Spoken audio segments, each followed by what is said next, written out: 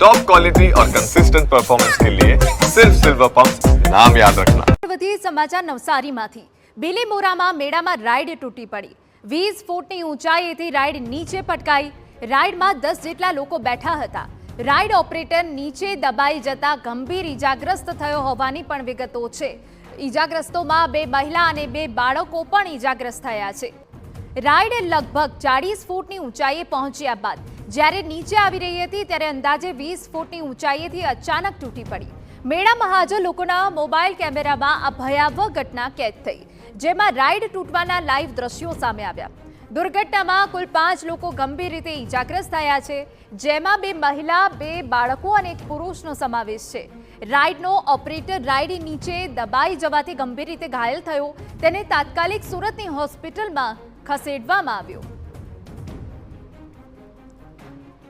કેબલ્સમાં કોઈ તકલીફ હોય એવું બની શકે એવું જણાવ્યું છે ટાવર રાઇડની શું ખાસિયત હોય છે ટાવર રાઇડનું કહે કે એ ગોળ ફરતું ઉપર જાય છે અને એનું જે કેબલ આવે છે એ કેબલમાં જ કોઈ ખામી આવી જતાં આ બનાવ બન્યો હોય એવું અમારા ફાયરના જવાનો અમને જણાવ્યું છે કેમ ઉપર જાય છે એ ઓછામાં ઓછું આમ ચોક્કસ તો હું નહીં કહી શકું પણ એમની હાઇટ વધારે તો છે જ એમ પણ આ જે બનાવ બન્યો છે એ બહુ હાઇટ પર નહીં હતું એ ઈજા પરથી એવું લાગી રહ્યું છે અને જો ફાયર ઇન્સ્પેક્ટરે બી જો કોઈ ભૂલ કરી હશે એનઓસી આપવામાં તો અમે ફાયર ઇન્સ્પેક્ટર પણ પગલાં ચોક્કસ લઈશું અને જે પરિવારજનોને થયું છે એના માટે અમને પણ દુઃખ છે અચાનક કંઈક બગડ્યું અને નીચે આવી પડી થોડોક સમય બાકી હતો ત્યારે અડધું જેટલું ડિસ્ટન્સ બાકી હતું ત્યારે નીચે આવી ગઈ અને એને કારણે એ લોકોને કમરમાં થોડી ઈજા થઈ છે એટલે હું દવાખાનામાં લાવ્યો છું ગુપ્તા હોસ્પિટલમાં કેટલા મિત્રો સાથે 3 મિત્રો એ લોકો ગયેલા હતા તો બિલીમોરામાં મેળાની રાઈડ તૂટી પડી છે અને આપને જણાવી દઈએ કે કયા કારણોસર આ રાઈડ તૂટી પડી છે તે દિશામાં હવે તપાસ હાથ ધરવામાં આવી છે કોઈ ટેકનિકલ કારણ પણ હોઈ શકે છે પરંતુ મહત્વનું કહી શકાય કે રાઈડમાં 10 જેટલા લોકો બેઠા હતા જેમાંથી 5 લોકો ઈજાગ્રસ્ત થયા છે એમાં 2 મહિલાઓ છે 2 બાળકો છે જેઓ પણ ગંભીર રીતે ઈજાગ્રસ્ત થયા છે અને આપને જણાવી દઈએ કે રાઈડ ઓપરેટર પણ નીચે દબાઈ જતા ગંભીર રીતે ઈજાગ્રસ્ત થયો છે રાજ્યમાં અલગ અલગ જગ્યાઓ પર મેળાનું આયોજન તો કરવામાં આવ્યું છે પણ મેળાની રાઇડ્સને લઈને કેટલીક એસઓપી બનાવવામાં આવી છે હવે આ રાઈડમાં કે પછી આ મેળામાં એસઓપીનું કેટલું પાલન થયું છે નથી થયું એ પણ તપાસનો વિષય રહેશે સોમનાથ મહાદેવ મંદિરે જે દર વર્ષે મેળો ભરાતો હોય છે ઐતિહાસિક મંદિર છે આ મંદિરમાં જે કહી શકાય કે હા બોલો ને તો આ ઘટના બિલીમોરામાં બની છે આપને જણાવી દઈએ કે જ્યાં મેળાની રાઈડ તૂટી પડી છે 20 ફૂટની ઊંચાઈથી રાઈડ સીધી નીચે પટકાઈ છે હવે આપને જણાવી દઈએ કે જ્યાં એ તપાસનો વિષય રહેવાનું છે કે આખરે કયા કારણોસર આ રાઈડ તૂટી પડી છે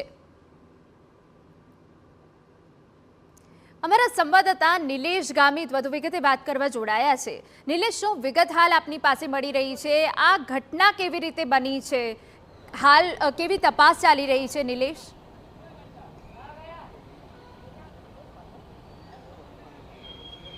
હાજી સમગ્ર જે ઘટનાક્રમ ઘટ્યો છે એ જે મેળામાં આ રાઈડ તૂટી પડવાના કારણે ભાગદોડ મચી હતી સમગ્ર ઘટનાક્રમમાં આ જે કંઈક રાઈડ છે એ રાઈડ 40 ફૂટ જેટલી ઉપર જતી હતી અને ત્યારબાદ ધીમે ધીમે ફરતા નીચે આવતી હતી 20 ફૂટ જેટલું ઉપર ગયા બાદ 40 ફૂટ જેટલું ઉપર ગયા બાદ 20 ફૂટ નીચે આવીને ત્યારથી રાઈડ તૂટી પડવાની આ ઘટના ઘટી છે દ્રશ્યો દેખાઈ રહ્યા છે એ સમગ્ર જે કંઈક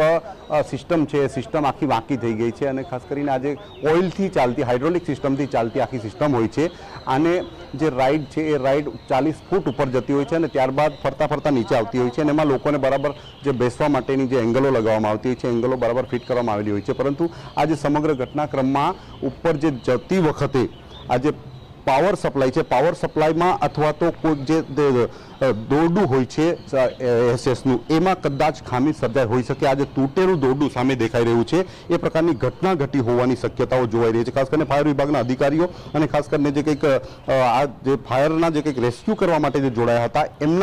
એમની વાત માનીએ તો આજે કંઈક સમગ્ર રસ્સી જે છે તૂટીને પડી હતી આમાં જે ઓપરેટર હતો એ ઓપરેટર નીચે દબાઈ ગયો હતો આજે દ્રશ્યો દેખાઈ રહ્યા છે આખી મિકેનિઝમ ખોરવાઈ ગયું છે એ પ્રકારના દ્રશ્યો દેખાઈ રહ્યા છે આજે દ્રશ્યો છે એ સમગ્ર સિસ્ટમને ગોળ ગોળ ફેરવવા માટેની આખી મિકેનિઝમ ગોઠવવામાં આવેલું હોય છે અને એ દોરડાના જોરે સમગ્ર સિસ્ટમ ચાલતી હોય છે. પરંતુ આ જે ઘટના ઘટી છે એમાં ક્યાંક પાવર સપ્લાય અથવા તો હાઇડ્રોલિક સિસ્ટમમાં કોઈક જગ્યાએ મોટી ખામી સર્જાઈ હોવાની જે વાતો ચાલી રહી છે. સમગ્ર ઘટનાક્રમમાં પોલીસે આ જે ઘાયલ થયા છે ઘાયલોના નિવેદનો લેવામાં આવ્યા છે. એમાંથી 5 જેટલા લોકો ઘાયલ થયા છે. 5માંથી એક જે કંઈક વ્યક્તિ છે એ ઓપરેટર હતો, એ ઓપરેટરને સુરત ખસેડવામાં આવ્યો છે, જેની હાલત ગંભીર હોવાનું માનવામાં આવી રહ્યું છે. આજે સમગ્ર રાઇડ છે એ જોતા એવું લાગી રહ્યું છે કે રાઇડમાં ગંભીર પ્રકારની જે કંઈક ખામી સર્જાઈ હતી અને ખાસ કરીને 10 જેટલા લોકો આ રાઇડમાં સવાર હતા. મેળો જે છે મેળામાં હજારોની સંખ્યામાં લોકો રહેતા હોય છે, પરંતુ ગતરોજ માત્ર 10 જેટલા લોકો હતા, એના કારણે મોટી ઘટના ટળતી રહી ગઈ છે.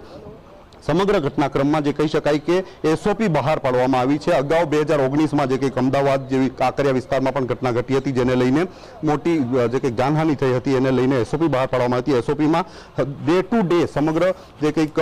રાઇડ્સ હોય છે, રાઇડ્સની ચેકિંગ કરવાની હોય છે, તપાસણી કરવાની હોય છે. તપાસણી કર્યા બાદ એને રોજ ડે ટુ ડે આરએનબી વિભાગ અને ફાયર વિભાગે તપાસની ચકાસણી કરવાની હોય છે અને ત્યારબાદ એને પ્લે કરવાની હોય છે. પરંતુ એ એસઓપીનું પાલન થયું છે કે કેમ? અને જે સમગ્ર ઘટનાક્રમમાં જે કંઈક 62 લાખ રૂપિયા જેટલું મોટું ટેન્ડર આજે કે કેમ્પસમાં એ કંઈક લગાવવામાં આવ્યું છે. એમાં મોટા હિંચકાથી માંડીને જે અલગ અલગ ટોરા જેવી અલગ અલગ રાઇડ્સ અહીં મૂકવામાં આવી છે, એનું પણ મિકેનિઝમ ચેક કરવાનો સમય આવી ગયો છે. કારણ કે આ પ્રકારની ઘટના ઘટવાના કારણે માત્ર 5 લોકો ઘાયલ થયા છે, કોઈ જાનહાનિ થઈ નથી. પરંતુ આ જે મોટા મેળામાં આ પ્રકારે ઘટના ઘટવી એ જે કંઈક વહીવટી તંત્રની જે કંઈક કહી શકાય કે જવાબદારીમાંથી જે કંઈક એમણે કોઈ જવાબદારી અથવા કોઈ ચૂક કરી હોય એ પ્રકારનું લાગી રહ્યું, જેના કારણે જ આ પ્રકારની ઘટના ઘટી છે. Day to day mechanism check કર્યા બાદ જ રાઇડને પ્લે કરવાની હોય છે. એ એસઓપીનું પાલન થયું છે કે કેમ, એ મહત્વની ઘટના છે. જી બિલકુલ આભાર નિલેશ. તો એસઓપીનું પાલન થયું છે કે નહીં એ વિષય તપાસનો રહેશે.